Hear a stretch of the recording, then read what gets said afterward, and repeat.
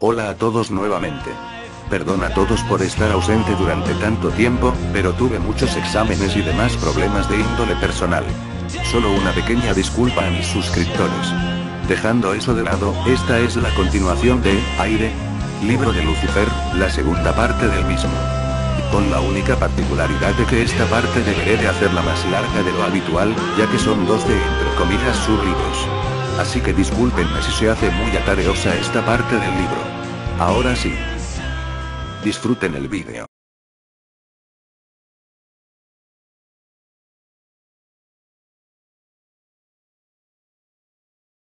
Y, el Dios al que adoras podrías ser tú mismo. Todas las religiones de naturaleza espiritual son invenciones del hombre. Ha creado todo un sistema de dioses sin otra ayuda que la de su cerebro carnal. Solo porque tiene un ego y no puede aceptarlo, ha tenido que exteriorizarlo en un gran artificio espiritual al cual llama a Dios. Dios puede hacer todo lo que le está prohibido al hombre, como matar gente, hacer milagros para gratificar su voluntad, ejercer control sin ninguna responsabilidad aparente, etc. Si el hombre necesita tal Dios y reconoce a ese Dios, entonces está adorando una entidad que ha inventado un cerebro humano. Por lo tanto, está adorando al hombre que inventó a Dios. ¿No es más sensato adorar un Dios que él mismo, ha creado, conforme a sus propias necesidades emocionales, uno que represente mejor su propio ser físico y carnal, que tiene la idea y el poder de inventar un Dios antes que nada? Si el hombre insiste en exteriorizar su propio ser verdadero en la forma de un Dios, entonces ¿por qué temer a su propio ser, temiendo a Dios? ¿Por qué alabar su propio ser alabando a Dios? ¿Por qué permanecer por fuera de Dios para poder inmiscuirse en rituales y ceremonias religiosas en su nombre? El hombre necesita del ritual y el dogma, pero ninguna ley establece que sea necesario un Dios exteriorizado para poder realizar rituales y ceremonias hechas en el nombre de Dios. Podría ser que cuando el hombre cierre el vacío entre sí mismo y su Dios, vea al demonio del orgullo intentando salir, la personificación misma de Lucifer apareciendo en medio.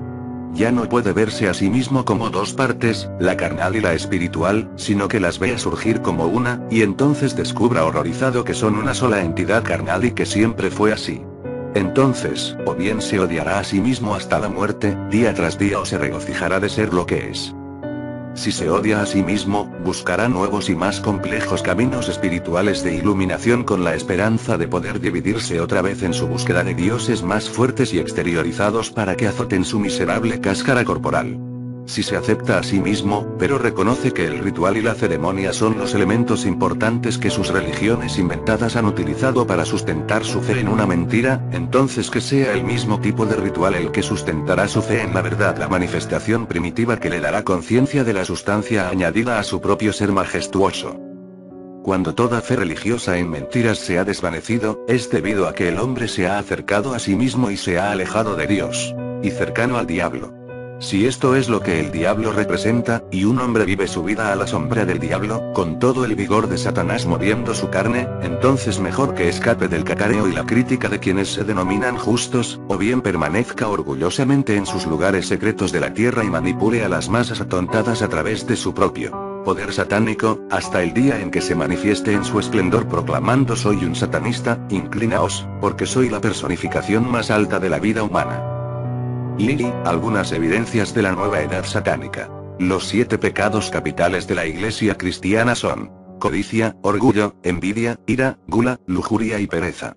El satanismo recomienda complacerse en cada uno de estos pecados, puesto que todos ellos conducen a la satisfacción física, mental o emocional.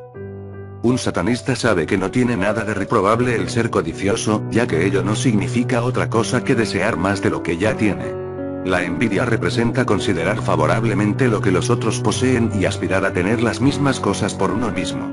La envidia y la codicia son las fuerzas que motivan la ambición, y sin ambición, se lograría bien poco verdaderamente importante. La gula es simplemente comer más de lo que necesitas para mantenerte vivo. Cuando has comido en exceso hasta el punto de la obesidad, otro pecado orgullo te motivará a recobrar un aspecto que renovará el respeto hacia ti mismo.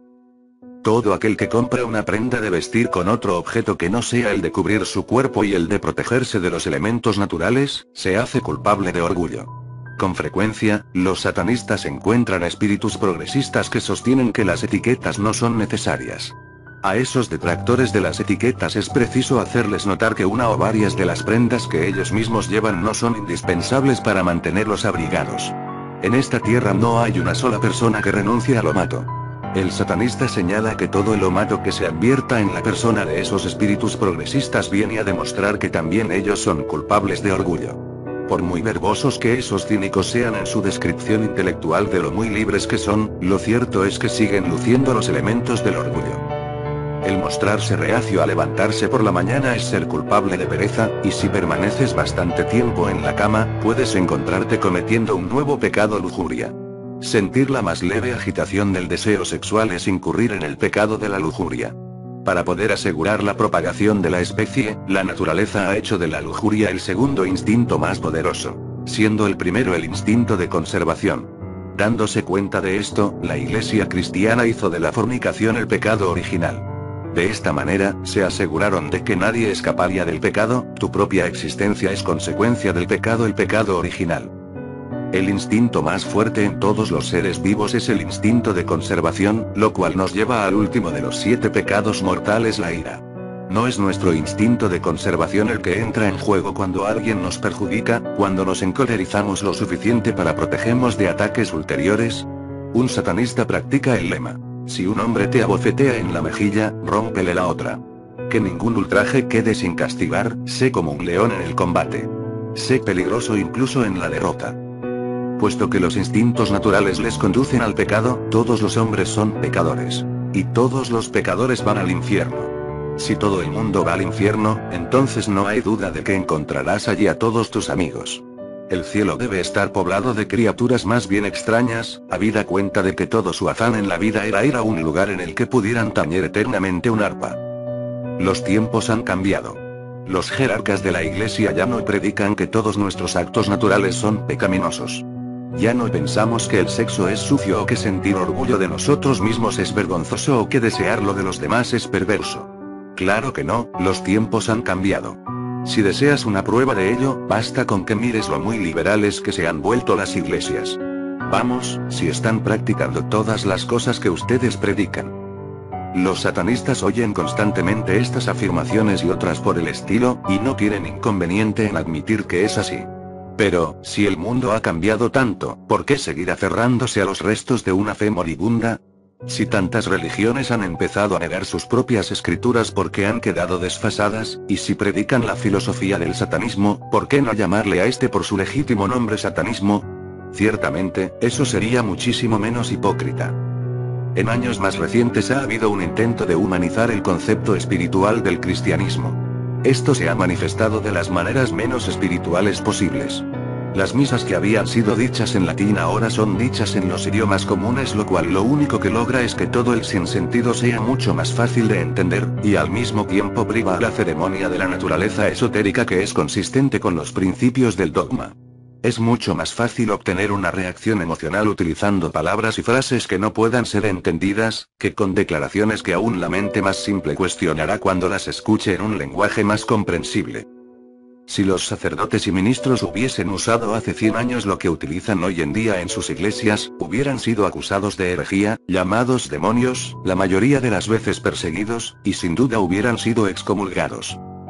Los religiosos se quejan. Debemos estar acorde con los tiempos, olvidando que, debido a los factores limitantes y las leyes profundamente enraizadas de las religiones, nunca podrán cambiar lo suficiente para estar acorde con las necesidades del hombre. Las religiones del pasado siempre han representado la naturaleza espiritual del hombre, con muy poca o ninguna preocupación por sus necesidades carnales o mundanas. Han considerado que esta vida no es más que transitoria, que la carne no es más que una envoltura, que los placeres físicos son triviales, y el dolor una preparación digna para el reino de Dios. Qué bien se les nota la hipocresía cuando los religiosos hacen un cambio en su religión para confrontar las necesidades del hombre. La única manera que el cristianismo puede servir por completo a las necesidades del hombre es convirtiéndose en lo que el satanismo es ahora. Se ha hecho necesario que aparezca una nueva religión, basada en los instintos naturales del hombre. Y ya tiene un nombre. Se llama satanismo. Es ese poder condenado el que ha causado la controversia religiosa sobre las medidas de control de la natalidad, una admisión a regañadientes de que la actividad sexual, por el solo placer de tenerla, llegó para quedarse. Es el diablo el que ha causado que las mujeres comiencen a mostrar sus piernas, para excitar a los hombres el mismo tipo de piernas a las que ahora es socialmente aceptable mirar, que son mostradas por jóvenes monjas que lucen hábitos más cortos. ¡Qué paso tan acertado en la dirección correcta! ¿Es posible acaso que muy pronto veamos monjas topless contoneándose sensualmente al ritmo de misas solemnis rock? Satán sonríe y dice que por él no habría ningún problema. Muchas monjas son niñas muy lindas con bonitas piernas.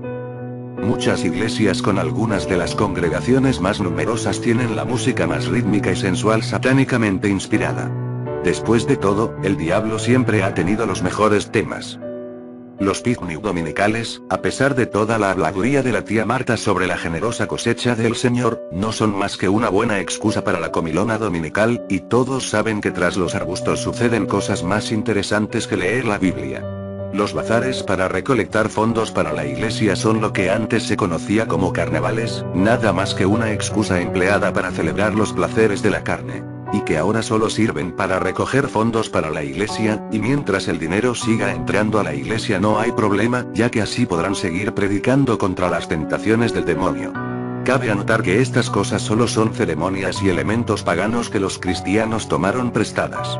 Cierto, pero los paganos se deleitaban en los placeres de la carne, y fueron condenados por la misma gente que ahora celebran sus rituales, solo que ahora los llaman por nombres diferentes. Los sacerdotes y ministros siempre van en la primera fila en las manifestaciones en pro de la paz, y se tienden en las vías férreas para detener a los trenes que llevan materiales de guerra al frente, con igual dedicación que sus hermanos de hábito, de los mismos seminarios, que bendicen las balas, bombas y soldados, actuando como capellanes de las Fuerzas Armadas. Alguien, en algún lado, debe estar equivocado. ¿Podría ser que Satán sea el único calificado para actuar como acusador? Ciertamente así lo han llamado. Cuando un cachorro alcanza la madurez se convierte en perro. Cuando el hielo se derrite se llama agua.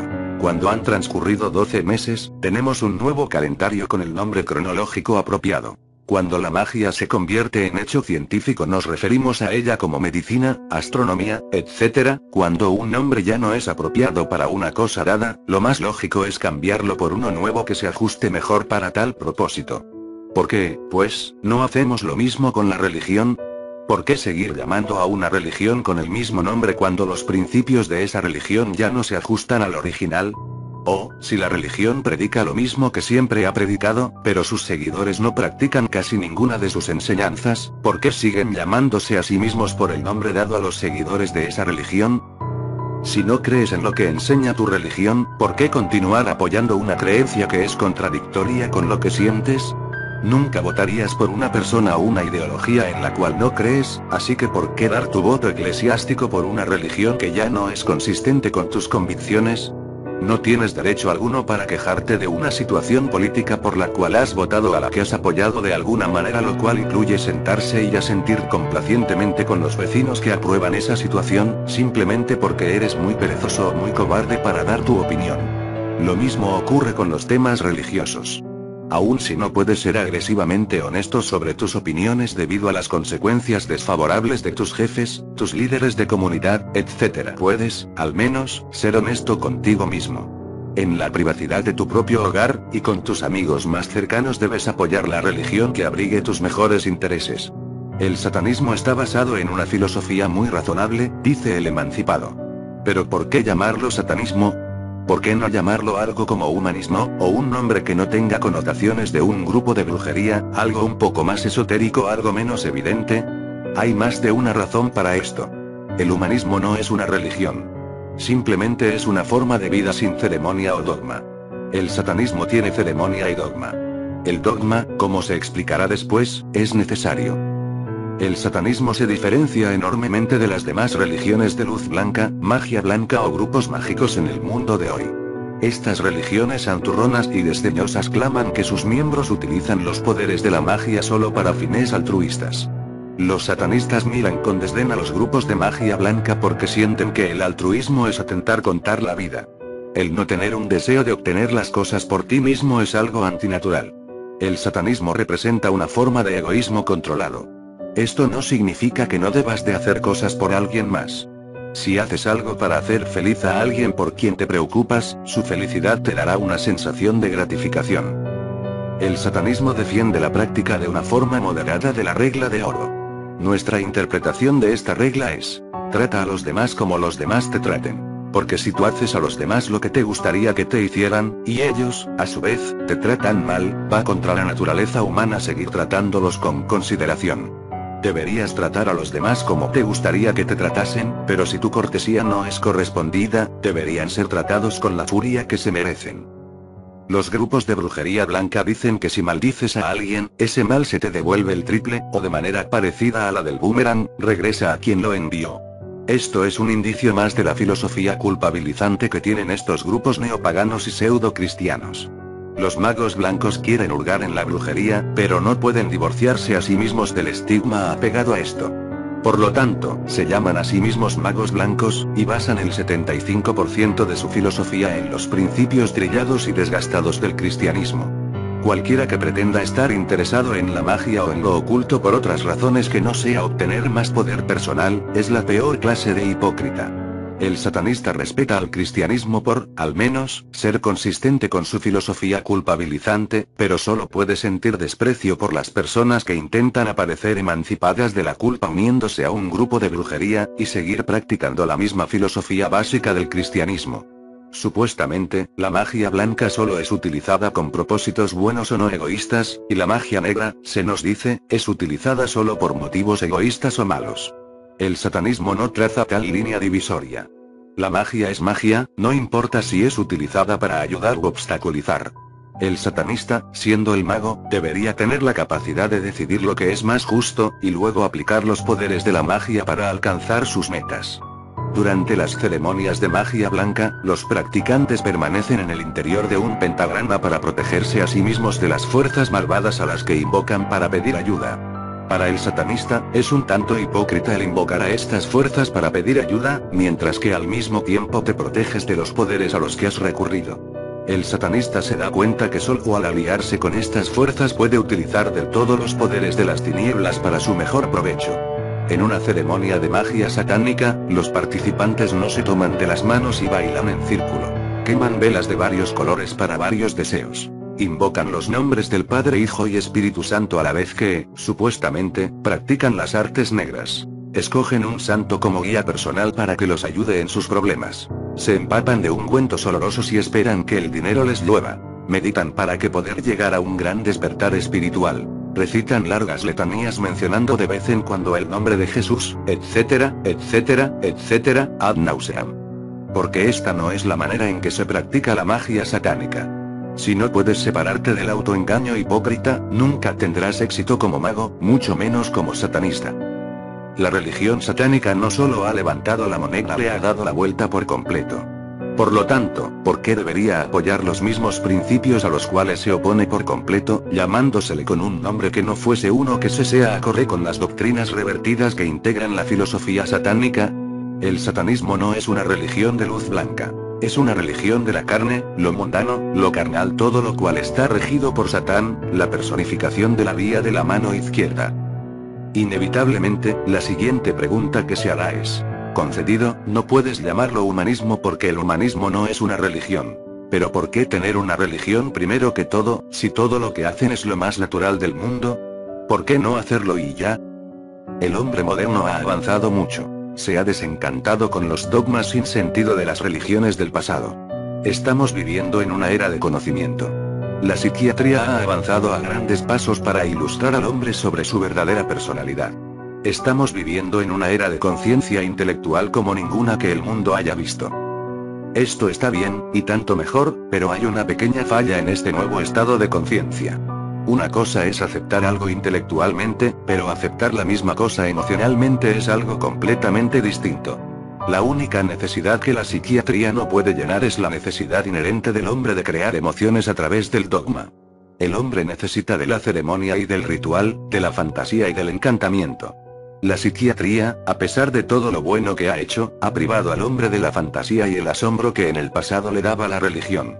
El satanismo, dándose cuenta de las necesidades actuales del hombre, llena el enorme vacío gris que existe entre la religión y la psiquiatría. La filosofía satánica combina los fundamentos de la psicología y la creación honesta de emociones, o dogma. Le da al hombre la fantasía de la que tanto necesita.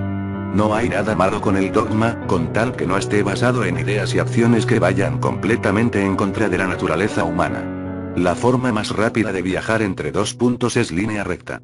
Si todas las culpas que se han construido pudieran convertirse en ventajas, ello elimina la necesidad de purgar intelectualmente a la psique en un intento de limpiarla de esas represiones.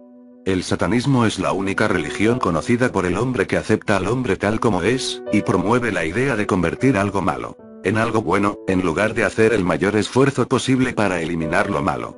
Por lo tanto, después de evaluar intelectualmente los problemas a través del sentido común y partiendo de lo que nos ha enseñado la psiquiatría, si aún no puedes librarte emocionalmente de la culpa injustificada, y pones tus teorías en acción, aprenderías a hacer que tu culpa trabaje en tu propio beneficio. Deberías actuar según tus instintos naturales, y entonces, si no puedes actuar sin sentirte culpable, goza de tu culpa. Esto puede sonar como una contradicción de términos, pero si lo analizas con cuidado, la culpa puede añadir muchas veces un estímulo a los sentidos. Los adultos harían bien en aprender una lección de los niños. Muchas veces, los niños disfrutan haciendo lo que saben que se supone no deberían estar haciendo. Sí, los tiempos han cambiado, pero el hombre no. Las bases del satanismo siempre han existido. Lo único que es nuevo es la organización formal de una religión basada en las necesidades universales del hombre.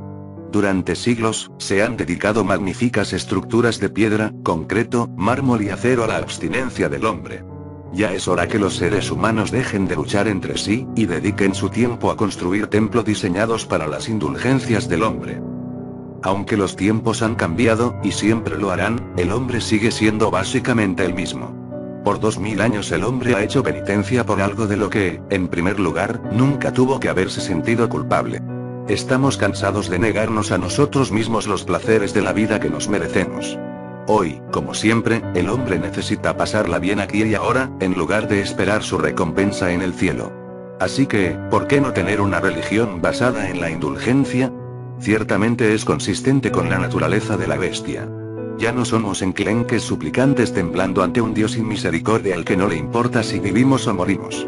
Somos personas orgullosas con respeto por nosotros mismos, somos satanistas. Del infierno, el diablo y de cómo vender tu alma. Satanás ha sido, con toda seguridad, el mejor amigo que la Iglesia jamás haya tenido, ya que él la ha mantenido en el negocio todos estos años. La falsa doctrina del infierno y del diablo ha permitido a las iglesias protestantes y católicas prosperar durante todo este tiempo. Sin un diablo al cual señalar con el dedo, los religiosos orientados en lo que se llama el camino de la mano derecha, o sendero diestro, no tendrían nada con qué amenazar y amedrentar a sus seguidores. Satanás te guía a la tentación. Satanás es el príncipe del mal. Satanás es vicioso, cruel, brutal, dicen, a guisa de advertencia. Si ceden a las tentaciones del diablo, seguramente sufrirán condenación eterna y se asarán en infierno. El significado semántico de Satanás es el de adversario o oposición o el de acusador. La misma palabra diablo viene del indio devi que significa Dios. Satanás representa oposición a todas las religiones que sirven para frustrar y condenar al hombre por sus instintos naturales. Le ha sido dado un rol de malo simplemente porque representa los aspectos carnales, terrenales, y mundanos de vida. Satanás, demonio por excelencia del mundo occidental, era originalmente un ángel cuyo deber era informar a Dios de los delitos e iniquidades humanas. No fue hasta el siglo XIV que empezó a ser representado como una deidad maligna que era parte hombre y parte animal, con cuernos y cascos de cabra. Antes de que el cristianismo le diera los nombres de Satanás, Lucifer, etc., la parte carnal de la naturaleza humana era regida por el dios llamado entonces Dionisos, o Pan, representado como un sátiro o fauno, por los griegos. Pan era originalmente el tipo bueno, y simbolizaba la fertilidad y fecundidad. Siempre que una nación asuma una nueva forma de gobierno, los héroes del pasado se convierten en los villanos del presente. Lo mismo sucede con la religión. Los primeros cristianos creían que las deidades paganas eran demonios, y utilizarlos era usar magia negra. A los milagrosos eventos celestiales los llamaban magia blanca. Esta era la única distinción entre los dos. Los viejos dioses no murieron, pasaron al infierno y se convirtieron en demonios. el coco, los duendes, o espíritus salvajes que eran empleados para asustar a los niños se derivan de varias creencias eslavas sobre espíritus que habitaban en pantanos. La raíz eslava bog significa dios, los llamados bogi, el coco, goblins o bogaboos, lo mismo que la palabra hindú vaga, que en hindú significa dios. Muchos placeres venerados antes del advenimiento del cristianismo fueron condenados por la nueva religión. Se necesitó muy poco para transformar los cuernos y pezuñas de Pan en un demonio más convincente. Los atributos de Pan podían transformarse fácilmente en los pecados con castigo incluido, y la metamorfosis quedaba completa. La asociación de la cabra con el diablo se encuentra en la Biblia cristiana, donde el día más santo del año, el día de la expiación, era celebrado cargando de pecados a 2 cabras sin mancha, una como ofrenda al Señor, y una a Azazel. La cabra que llevaba los pecados del pueblo era arrojada al desierto y se convertía en una víctima propiciatoria. Es decir, chivo expiatorio. Este es el origen de la cabra que aún hoy en día se usa en ceremonias de logias, tal como solía hacerse en Egipto, donde una vez al año era sacrificada a un dios. Los demonios de la humanidad son muchos, y sus orígenes muy diversos. La realización del ritual satánico no abarca la invocación de demonios. Esta práctica solo es seguida por aquellos que temen las fuerzas que ellos mismos conjuran. Supuestamente, los demonios son espíritus malévolos con atributos que conducen a la perdición de las personas o eventos con los que tienen contacto. La palabra griega demon, demonio, aludía a un espíritu guardián o fuente de inspiración, y para asegurarse, los teólogos inventaron más tarde legión tras legión de estos heraldos de la inspiración, todos malvados. Un indicio de la cobardía de los magos de la vía de la mano derecha es la práctica de invocar un demonio en particular, quien habría supuestamente de ser un sirviente del diablo, para hacer lo que se le ordenase. El supuesto es que el demonio, siendo nada más que un lacayo del diablo, es más fácil de controlar.